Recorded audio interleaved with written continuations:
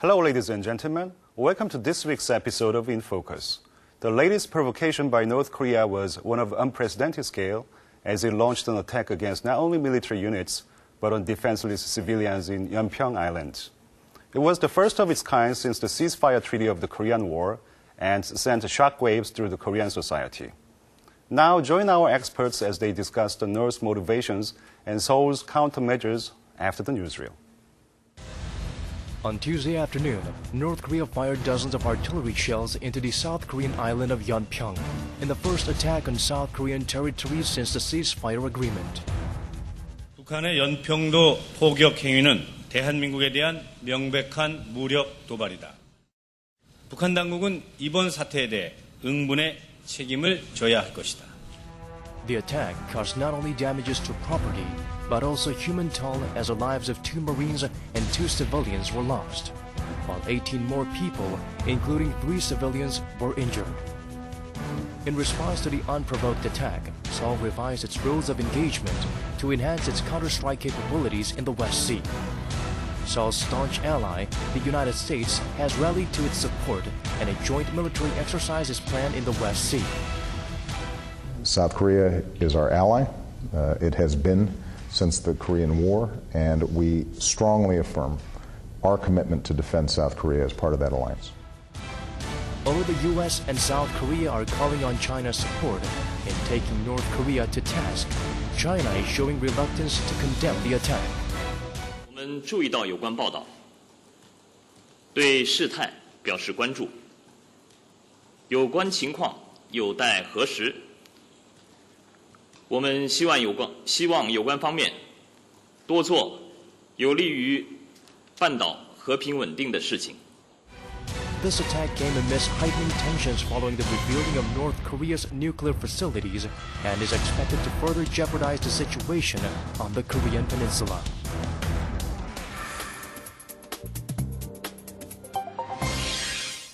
Welcome back. We have 2 experts in the studio to discuss this grave situation on the Korean Peninsula. Joining on my right is Professor Che Gang. Professor Che is Director General for American Studies at the Institute of Foreign Affairs and National Security. It's good to see you again on the show, Professor Che. Thank you. And joining on my left is Professor Kim Young-ho. Professor Kim is a professor of Political Science Department at the Yonsei University, and he's also Associate Dean at the College of Social Science and Chair of the UIC Political Science and International Relations Program at Yonsei University. It's really good to see you again. Thank you for inviting me. Professor Che, let me start with you. A lot of people are saying that this has been the worst North Korean attack on South Koreans since the end of the Korean War, yes. if not the worst. But to be sure, there has been a lot of North Korean provocations before. So in what manner does this one stick out from the previous attack? Definitely, up to now, there was about approximately 500 provocations North Korea has staged up to now. But actually, up to my knowledge, this is for the first time that North Korea used multiple launch rocket system and also the howitzers vis-a-vis South Korean territory. Not only there's some provocation on the demilitarized zone, but there's direct hit on the South Korean territory for the first time, and also the use of the heavy artillery is unprecedented case. And also we also shot back with our own this K9 howitzer, but actually this is the very severe, maybe the biggest exchange of fires between the 2 Koreas. So I think this magnitude of exchange of fires is unprecedented, and also the scale of the fire and also the collateral damage occurred upon the civilians is also unprecedented case in anyhow. And also we cannot estimate the North Korean damage they got in this change, but actually I'm sure they have been substantial the damage upon North Korea. This attack by North Koreans was clearly in violation of ceasefire agreement, or armistice agreement back in 1953. Yes. So can we say that this was an act which is equivalent to act of war? I think so. Actually, this is equivalent to an act of war, because actually now we call it provocation. I think the provocation is not suitable word to describe this incident. It's kind of act of aggression and act of war. So of course, we're very, very careful in choosing the word. If you consider this act of war, so you have to respond in the same kinds. But anyhow, it's beyond the level of simple provocation. Professor Kim, let's talk about the motivations behind North Korea's provocation. I mean, given the nature of North Korean regime, it's going to be really difficult to assess the motives of North Korea, but nonetheless, what do you think have been the motives of North Koreans? Well, we can think of various explanations. This is motivated by inventing some negotiation card against the United States. But I guess it is the succession issue that lies behind this attack, because Kim Jong-un is 10 years younger than his father when Kim Jong-il's status as heir apparent was made public in 1980. He was 38 at the time. And at the same time, contrary to the absolute silence of Kim Jong-il, Kim Jong-il's stepbrother, Kim Jong-nam is now appears on media and reportedly expressing his opposition to the succession plan. And thirdly, Kim Jong-un is supported by some weaker supporters, unlike his father, who was supported by fourth-generation leaders who fought with Kim Il-sung.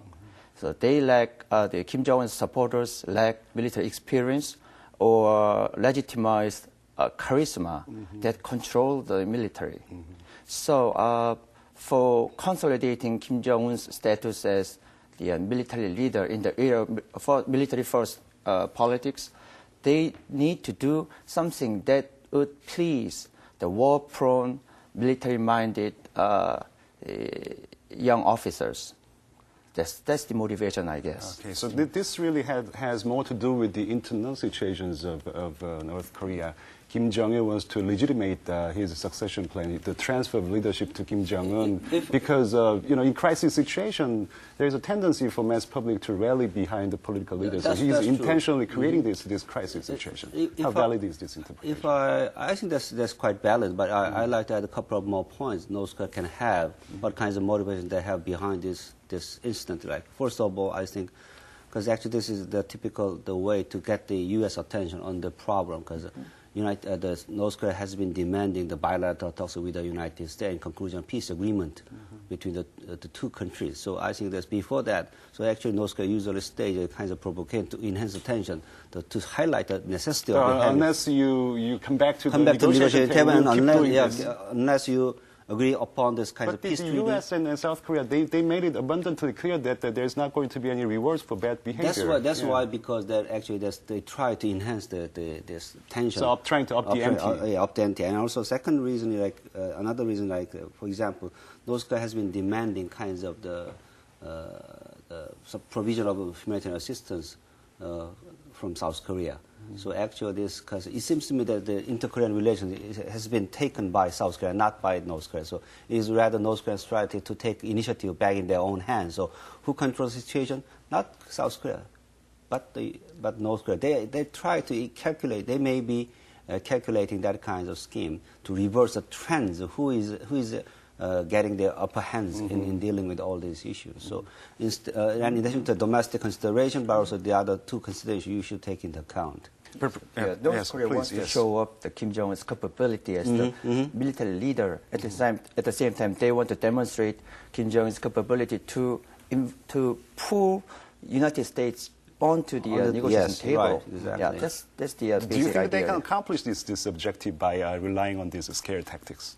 Yeah. Sometimes it worked, sometimes it didn't. So I don't know. Their bet might be they hoped it would work. Anyways, do you think that this provocation was carefully articulated, carefully premeditated by Kim Jong-il himself? Maybe Kim Jong-il and also Kim Jong-un also both two leaders maybe just premeditate this event very much. Because some people are saying that this incident proves that there is a crisis in governance structure in North Korea, and then Kim Jong-il doesn't really have any firm control over the military. I'm doubting about that very much, because actually there's nothing like it that could happen without the Kim Jong-il's direct order. Also maybe his endorsement of doing these kinds of things to his military generals now. So you have my full authority, now you can do it. Okay. Anyways, so a lot of South Koreans are worrying that this is not the end of North Korean provocation, and there's going to be a lot more North Korean provocations in near future. So, in your opinion, do you think there's going to be more of North Korean provocations? If you do, what types of provocations? Possibly, I think the provocation or the measures to increase attention. So now is not the right time for North Korea to stage another provocation right after the incident. They need some time, lead time, because now the South Korea and the United States are going to stage a joint military exercise in the West Sea, which actually involves the George Washington nuclear the aircraft carrier. This unprecedented scale. So maybe after that, there's a possibility for North Korea to stage any kind of show of power or show of aggression.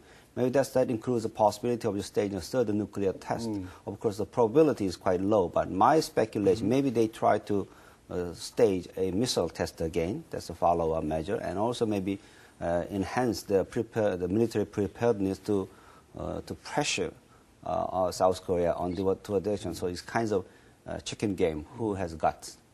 So I think North Korea has formed their own agenda of nuclear program, because the nuclear program for them is the ultimate guarantee for Kim Jong-il and Kim Jong-un's political survival. So they will not abandon nuclear programs. Okay, let's move on to the discussion of South Korean policy responses. Professor Choi, how would you evaluate South Korean government's policy responses and policy responses of the South Korean military so far? Of course, there is some discontent to where the South Korean government's response in this case. I think the South Korean military has done what it's supposed to do. So up to now, of course, there is some speculation in effectiveness of our measures. Now we are in a process of revising the rules of engagement vis-a-vis South Korea, because the rules of engagement only applies to the military. But now they are contemplating to change the rules of engagement to cover the non-military measures, to protect the civilians. I think that we are in a process in this. So, and also secondly, South Korea also is going to deploy more forces along these 5 islands, and also to enhance its response capability. The problem, the systems, has not been under the full inspection or full regular monitoring problem, because actually malfunction of the systems and human resources was not there. So I think that's a problem they have to fix right now. I think the South government is going to fix those problems as soon as possible. But the problem, probably the next round is more going to be the more diplomatic round of this matter. Maybe United Nations Security Council will be discussing this issue, and who is going to be responsible for that, and what kinds of the price they have to pay. I think this next round will be more diplomatic exchange of statement, and then we can think of some kinds of more physical actions taken by both sides.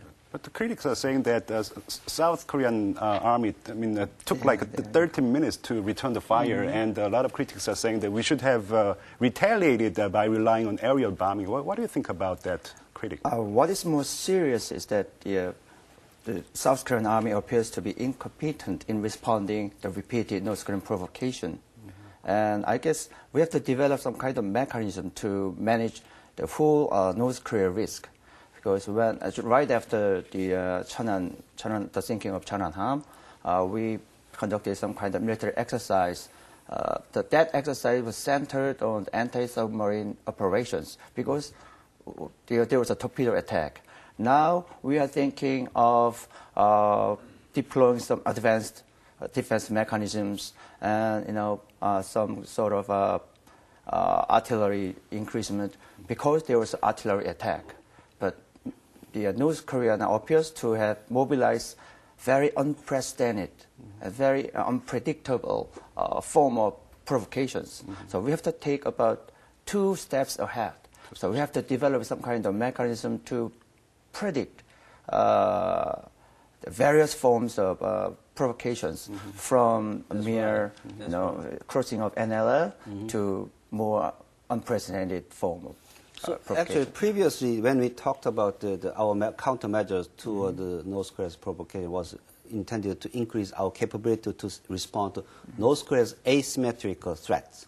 But this instance proves North Korea is still capable of staging the symmetric or conventional threat vis-a-vis South Korea. So we have to take into account unconventional threat as well as a conventional threat. So we have to combine it. So I think there's more this coordinated, maybe well connected defensive measures should be taken by South Korea. So I think that's now the South Korea is in a process in connecting these two very in a more systematic way. So, and we have to release our rigid perception of North Korean provocation. Because there was a torpedo attack, and we are thinking about anti-submarine operations. So we have to free ourselves from the rigid perception. Yes. So it is imperative for South Korea to enhance military readiness in the West Sea. That's for sure, right? Yeah. Okay. Yeah. But against unprecedented and very unpredictable forms of provocations. Okay.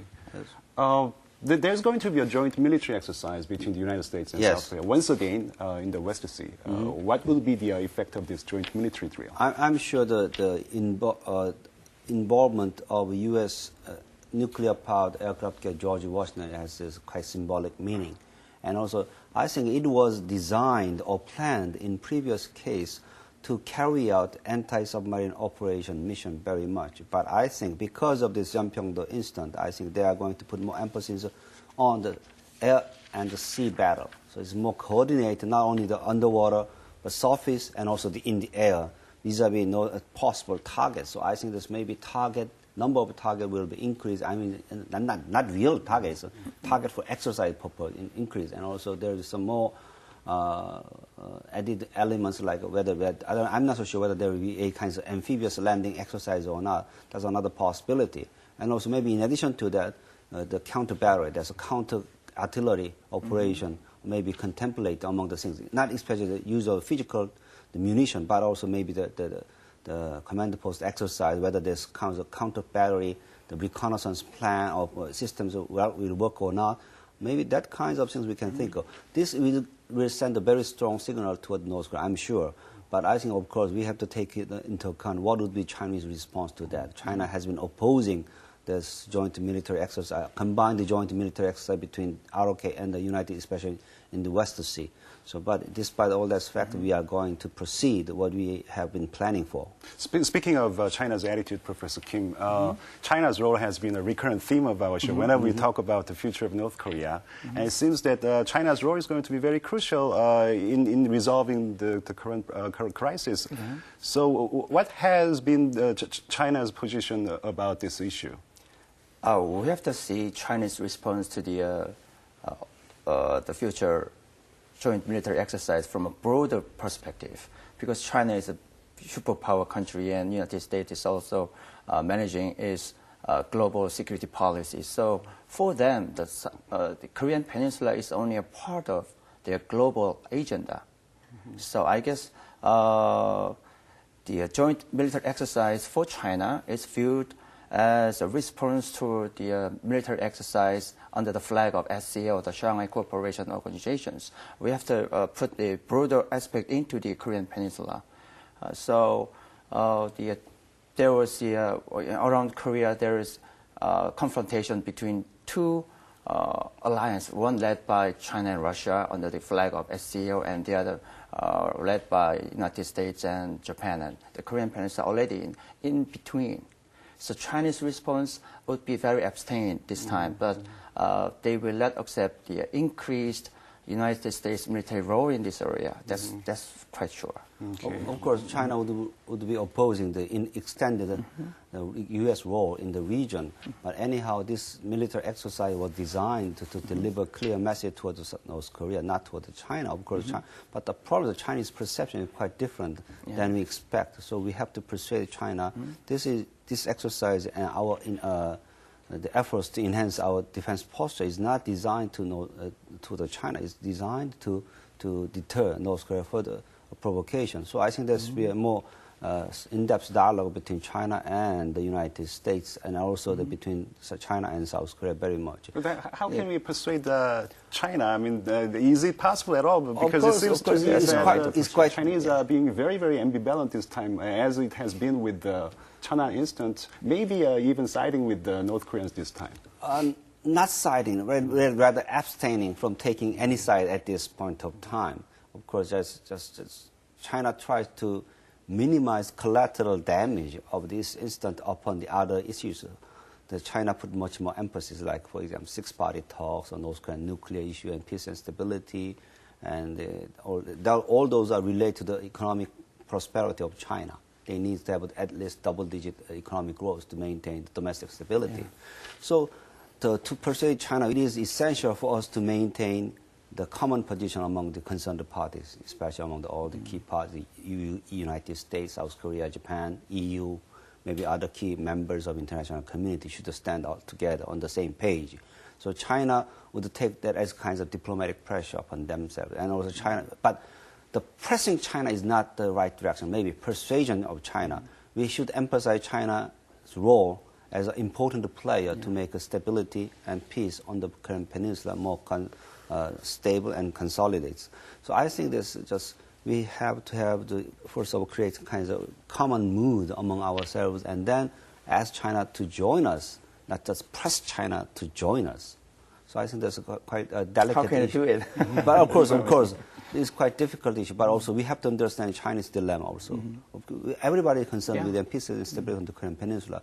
We can clearly say that, of course, China has some dilemma in handling North Korea's situation. Yeah, to my view, North Korea's risk-taking guts is not that strong, because based on the facts, North Korea respond very flexibly to the U.S. hard move, such as deploying the F-117 stealth bombers into Korea. Well, there was a force shift during the six-party talks that North Korea shifted its policy from the dovish to hawkish. That shift always was accompanied by the U.S. Dispatch of F-117 bombers, because dog bombers was dropping bunker busters to kill Saddam Hussein. And that scene, aired by CNN, was very threatening to Kim Jong-il. Professor Kim, I know that you're a good friend of Victor Cha, and according to this newspaper article, he is reported to have said that North Korea is really a land of lousy policy options, which means that there is no realistic policy options that we have on the table. I mean, options with which we can change the behavior of North Korea. Given these difficulties, how should South Korea proceed from this juncture? Yeah, North Korea is prioritizing Kim Jong-il and Kim Jong-un's political survival to the North Korean state survival. So what they regard as utmost important is Kim Jong-un's political survival. So hawkish or dovish, we have to direct Kim Jong-il's political survival directly. So the F-117 dropping bombers is very threatening to Kim Jong-il. But, the joint military exercise with the U.S. F carriers or, promise of economic compensation doesn't work for Kim Jong-il, because, North Korea is a politically motivated country, not rationally, economically oriented country. So actually, from that regard, the United States has been offering this kinds of the establishment of the full diplomatic relations based upon the process of denuclearization. So I think there is a room for both countries to sit together and discuss this issue. Actually, President Obama and also the President Im were offered that chance, but as Professor Kim already mentioned, North Korea is preoccupied with domestic issues at this point of time. I don't think they have a spare time to think about the external relations in a more productive way. So I think this kinds of situation will continue, unfortunately, for the time being. And also how South Korea should proceed here, I think to maintain the international coalition, even though including China and Russia. Russia, I think, unlike its behavior during this Cheonan incident, I think this time Russia took the side of South Korea very much. Even Vietnam and also other countries put forward their joint statement to support South Korea and also condemning the North Korea at this stage. So South Korea should consult with United States primarily, and then also with China very much. In-depth straight dialogue. Of course, we have to show our understanding of Chinese dilemma in handling the North Korea situation. Otherwise, just pressing China would not work. Well, anyways, we are faced with such a grave situation on the Korean Peninsula, so I guess we'll have to muster all the resources available to overcome this crisis situation. Well, this is how we're going to wrap up today's discussion. Thank you very much for sharing your insights today. Thank you very much. Thanks. This attack on South Korean soil came with the memory of the Cheonan incident still fresh in our minds. North Korea has been staging these provocations with increasing frequency in recent years as internal and external pressures continue to mount on the communist regime. Now, international cooperation is needed more than ever to prevent further aggression from North Korea and further loss of innocent lives. This has been Kim Jae-chun for InFocus. Thank you for watching our program.